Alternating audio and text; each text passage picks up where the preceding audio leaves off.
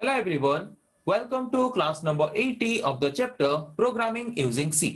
तो आज हम प्रैक्टिस करेंगे एक प्रोग्राम। तो आज का हमारा प्रोग्राम का क्वेश्चन है write a program in C to find the factorial of a number. तो यहाँ पे हमें एक प्रोग्राम लिखना है जिस प्रोग्राम में यूजर एक नंबर इनपुट करेगा, जिस नंबर का फैक्टोरियल वैल्यू हम कैलकुलेट करेंगे और यूजर को एज ए आउटपुट प्रोवाइड करेंगे।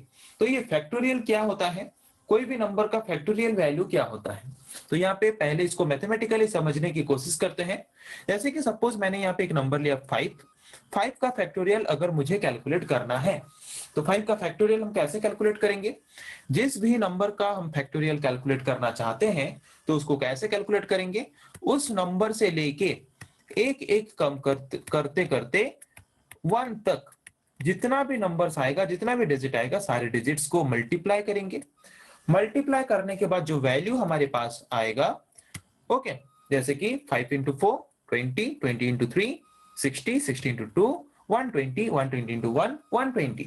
तो यहाँ पे जो वैल्यू आया 120, ये 120 क्या है, this is the factorial value और factorial of the number 5। Okay, तो 5 का फैक्टोरियल कितना आया 120। तो पता चल गया कि कोई भी नंबर का फैक्टोरियल हम कैसे कैलकुलेट कर सकते हैं। जिस भी नंबर का फैक्टोरियल हम कैलकुलेट करना चाहते हैं उस नंबर से लेके 1 तक एक एक करके कम करके जितना भी डिजिट आएगा, सारे डिजिट्स को, सारे नंबर्स को मल्टीप्लाई करेंगे और जो वैल्यू हमें मिलेगा वो है उस पर्टिकुलर नंबर का फैक्टोरियल। ओके, तो समझ आ गया कि कोई भी एक पर्टिकुलर नंबर का फैक्टोरियल क्या है, उसको हम कैसे कैलकुलेट कर सकते हैं। तो अगर वही सेम चीज को अगर हम प्रोग्राम में करें तो कैसे करेंगे। ओके, तो यहाँ पे हम लेते हैं मेन फंक्शन। उससे पहले डॉक्यूमेंटेशन सेक्शन, उसके बाद लिंक सेक्शन का काम वही सेम है। लेते हैं main function. Okay, main function के अंदर हम डिक्लेयर करते हैं एक वेरिएबल। ओके, एक वेरिएबल डिक्लेयर करने के बाद, वेरिएबल हम क्यों डिक्लेयर कर रहे हैं, मतलब जिस नंबर का हमें फैक्टोरियल कैलकुलेट करना है उसके लिए चाहिए एक वेरिएबल। फिर फैक्टोरियल कैलकुलेट करके हम जिसमें स्टोर करेंगे उसके लिए चाहिए एक वेरिएबल। ओके, उसके बाद अभी हम क्या करेंगे, हमने यहाँ पे डिक्लेयर कर दिया दो वेरिएबल। वेरिएबल दो डिक्लेयर करने के बाद अभी हम क्या करेंगे, जिस नंबर का फैक्टोरियल हम कैलकुलेट करना चाहते हैं उस नंबर को हमें यूजर से एज ए इनपुट लेना है। तो पहले यूजर को बताना पड़ेगा, तब जाके यूजर वैल्यू इनपुट करेगा। तो यूजर को बताने के लिए हम यूज करेंगे प्रिंटफ फंक्शन, और वहां पे हमें यूजर को बताना है कि एंटर करना है अभी n का value, enter the value of n, n का वैल्यू एंटर करो। और यूजर अभी जो वैल्यू इनपुट करेगा उसको रीड करने के लिए यूज करेंगे स्कैनफ फंक्शन। ओके, जो वैल्यू यूजर इनपुट करेगा वो जाके स्टोर होगा n वेरिएबल के एड्रेस में।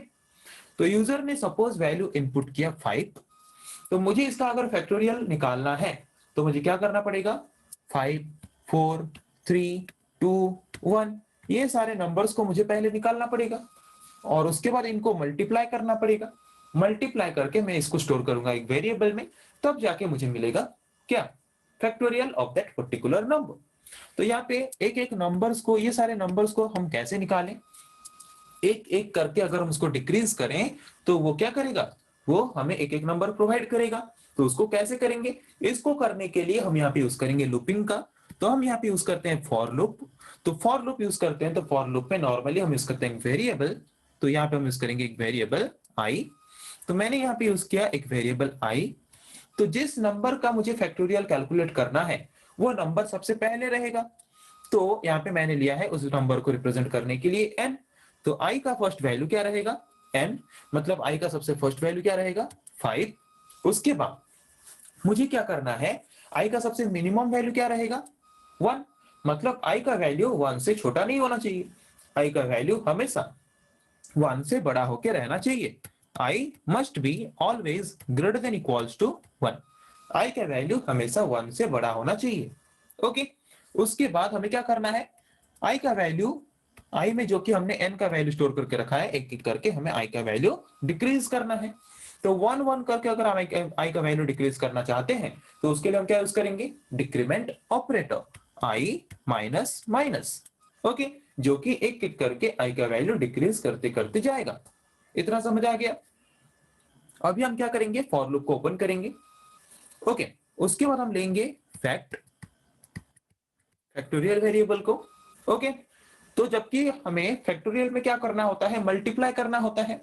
तो मल्टीप्लाई करके हम जिस वेरिएबल में वैल्यू स्टोर करेंगे उस वेरिएबल का सबसे मिनिमम वैल्यू क्या होना चाहिए, 1, क्योंकि मल्टीप्लिकेशन का सबसे मिनिमम वैल्यू क्या होता है, 1।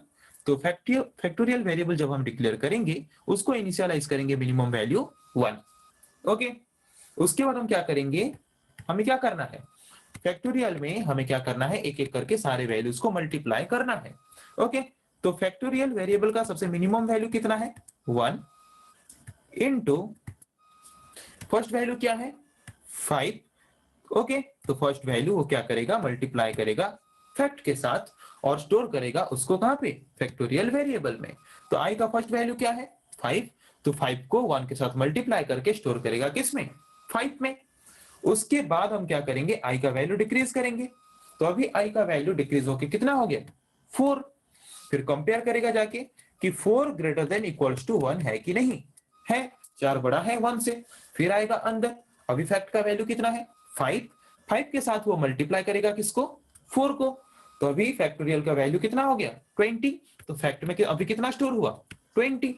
फिर जाएगा ऊपर, कंडीशन को फिर से चेक करेगा, आई माइनस माइनस, आई का वैल्यू कितना था, 4। अभी आई का वैल्यू कितना हो गया, 3। फिर जाके कंडीशन चेक करेगा, 3 greater than equals to 1, true. फिर अंदर आएगा, फिर मल्टीप्लाई करेगा, फैक्ट का वैल्यू अभी कितना है, 20। आई का वैल्यू कितना है, 3। 20 इंटू 3 कितना, 60। ओके, तो फैक्ट में जाके स्टोर हो जाएगा कितना, 60। फिर ऊपर जाएगा, आई माइनस माइनस, आई का वैल्यू कितना था, 3 माइनस माइनस हो गया तो आई का वैल्यू अभी कितना हो गया, 2। फिर चेक करेगा, 2 greater than equals to 1, condition true. फिर अंदर आएगा, अभी फैक्ट का वैल्यू कितना है, 60। आई का वैल्यू कितना है, 2। 60 इंटू 2 कितना अभी, 120। ओके, फिर जाएगा, आई माइनस माइनस, आई का वैल्यू अभी कितना हो गया, 1। 1 greater than equals to 1, true. फिर अंदर आएगा, फिर मल्टीप्लाई करेगा, 120 इंटू आई का वैल्यू अभी कितना है, 1। 120 इंटू 1 अभी हो गया 120। ओके, फिर जाएगा, i minus minus, 1 minus minus 0। तो 0 greater than equals to 1, condition false. तो कंडीशन फॉल्स तो और फॉर लूप के अंदर नहीं आएगा। तब तक फैक्ट वेरिएबल में वैल्यू कितना स्टोर हुआ, 120, और ये हुआ हमारा उस पर्टिकुलर नंबर का फैक्टोरियल वैल्यू। ओके, उसके बाद हम क्या करेंगे, फॉर लूप को क्लोज कर देंगे। जो भी फैक्टोरियल वैल्यू हमें चाहिए था, फैक्टोरियल वैल्यू हमें मिल गया। अभी हम क्या करेंगे, उस पर्टिकुलर फैक्टोरियल वेरिएबल के वैल्यू को प्रिंट करेंगे। तो उसके लिए यूज करेंगे printf function factorial equals to percentage d, और उसमें परसेंटेज डी के जगह पे प्रिंट करेंगे किस वेरिएबल का वैल्यू, फैक्ट। तो वो प्रिंट करेगा फैक्ट का वैल्यू। उसके बाद मेन फंक्शन को क्लोज करेंगे, हो गया। तो जिस नंबर को हमने एज ए इनपुट लिया था वही नंबर का हमने क्या किया, फैक्टोरियल वैल्यू यहाँ पे कैलकुलेट किया। तो समझ आ गया। तो अभी इसको चलिए हम प्रैक्टिकली करके देखते हैं कि ये प्रॉपरली हमें फैक्टोरियल काउंट करके प्रोवाइड कर पा रहा है कि नहीं। ओके, तो चलिए करके देखते हैं। जैसे कि कोई भी सी प्रोग्राम हम शुरू करते हैं डॉक्यूमेंटेशन सेक्शन से, तो यहाँ पे हम शुरू करेंगे डॉक्यूमेंटेशन सेक्शन से। तो यहाँ पे हम एग्जांपल कर रहे हैं फैक्टोरियल फाइंड करने का, फैक्टोरियल ऑफ ए नंबर। कोई भी एक नंबर का हमें फैक्टोरियल फाइंड करना है। ओके, उसके बाद हम यूज करेंगे लिंक सेक्शन, जहां पे हम लिंक करेंगे हेडर फाइल्स को has include pre processors use करके।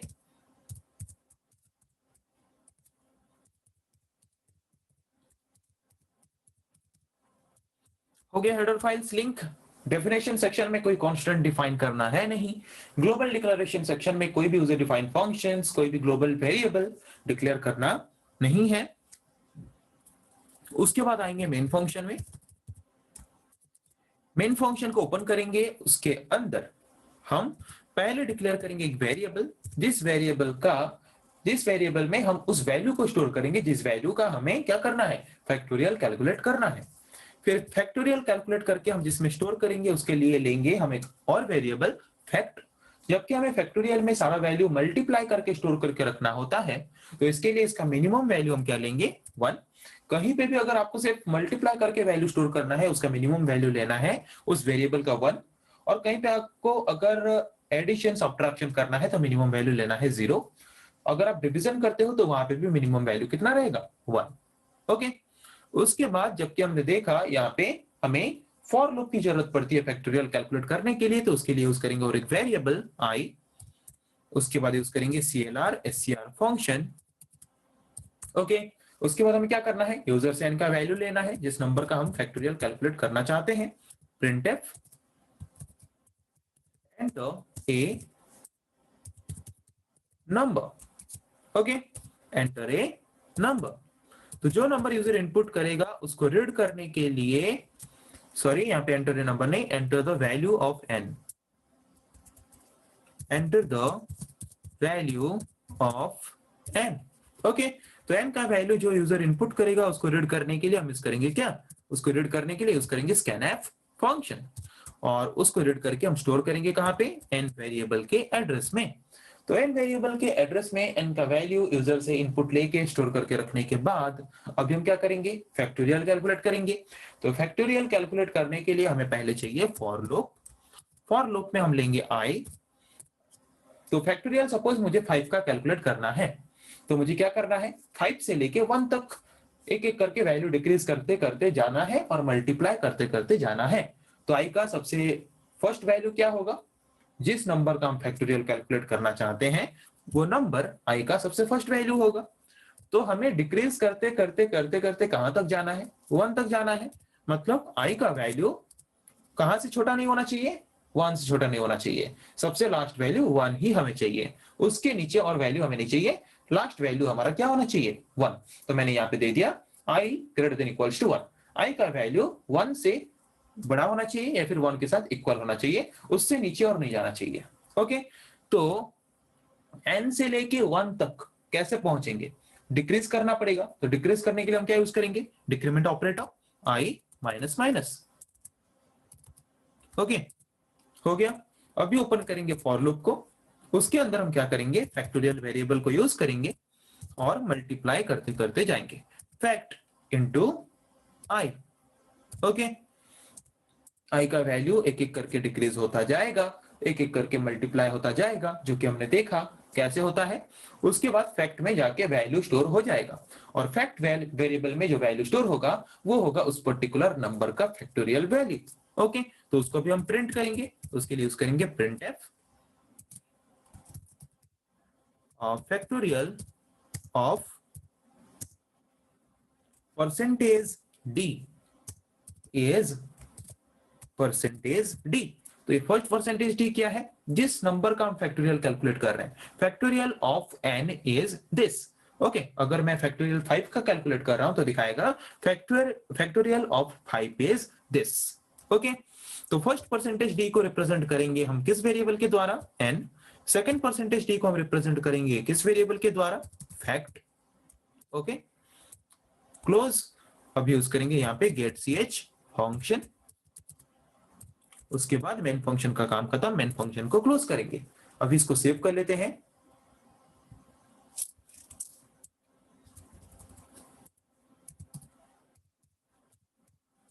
ओके, अब इसको कंपाइल करके देखते हैं, कोई एरर नहीं है। अभी इसको रन करके देखते हैं। ओके, क्या मांग रहा है, enter the value of n, n का वैल्यू एंटर करो। तो n का वैल्यू लेते हैं 5। क्या आ रहा है, फैक्टोरियल ऑफ 5 इज 120। ओके, तो वैसे ही आप प्रोग्राम लिख के क्या कर सकते हो, किसी भी नंबर का फैक्टोरियल वैल्यू कैलकुलेट कर सकते हो। तो समझ आ गया कि हम कैसे एक नंबर का फैक्टोरियल वैल्यू कैलकुलेट कर सकते हैं। ओके,